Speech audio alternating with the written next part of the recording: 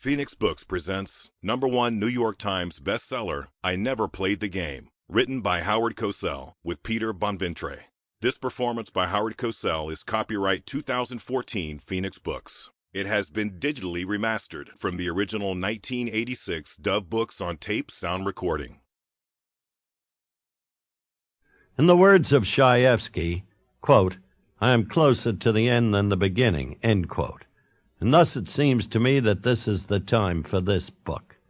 I have worked very hard in the past 32 years, fighting for what I believed in, risking my career because many of my actions seemed on the surface adverse to the interests of my company.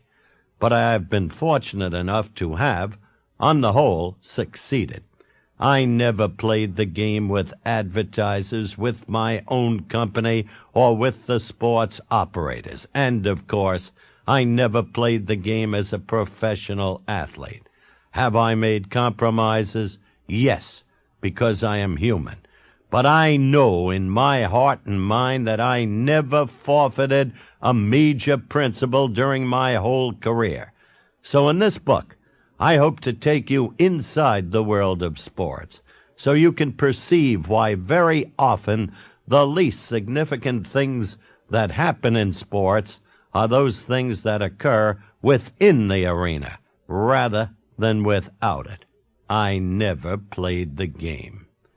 On Labor Day weekend, 1970, funeral services for Vincent T. Lombardi were held, appropriately enough, in St. Patrick's Cathedral in New York.